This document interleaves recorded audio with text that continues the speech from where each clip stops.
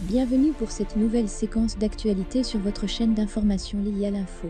Avant tout, je vous prie de vous abonner en cliquant sur le bouton rouge et activer la cloche de notification. Likez et partagez. Les révélations de Monde Afrique, relayées par la rédaction de RFI.fr, n'en ont pas de susciter des réactions parmi les observateurs de la vie politique ivoirienne. Alfred Guemon, ex-SGA du FPI Tendance Afine-Guessan, n'y est pas allé du dos de la cuillère dans une contribution qu'il nous envoyait ce samedi 5 juin pour dénoncer ce sondage de Médiamétrie donnant Laurent Gbagbo 2 fois supérieur à Alassane Ouattara en termes de popularité. Leur trouvaille de ces jours-ci, c'est le résultat d'un curieux et vieux sondage réchauffé qui, en matière de popularité, donnerait Laurent Gbagbo largement au-dessus du président Ouattara, soutient ce proche d'Afine-Guessan, qui rappelle que ce qui est moins compréhensible, c'est que nos amis oublient royalement que la popularité de Laurent Gbagbo ne relève pas d'une trouvaille du siècle.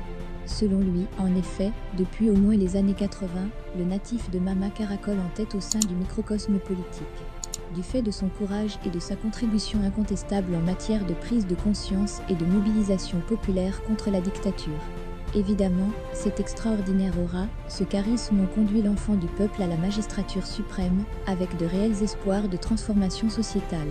Et la moindre des choses qui était attendue de lui, c'était l'effectivité de la refondation de la société ivoirienne, qui est malheureusement devenue aujourd'hui une simple vue de l'esprit, sans que nul ne puisse présager d'un futur positif. Voilà la préoccupation essentielle des Ivoiriens au moment où le pays est en proie à une véritable sinistrose ambiante, dont nul ne perçoit l'issue. De sorte que la flambée actuelle de la cote de popularité du mentor de la gauche ivoirienne, qui s'explique uniquement par la capitalisation de sa longue injustice carcérale, n'est qu'un banal épiphénomène. Pour cet ancien leader syndicaliste resté proche de l'ancien Premier ministre de Laurent Gbagbo, cela ne vaut aucunement que l'on se perde en vaines illusions et conjectures. Il n'y a rien de nouveau à l'Ouest. Laissons Ouattara gouverner, a-t-il conclu.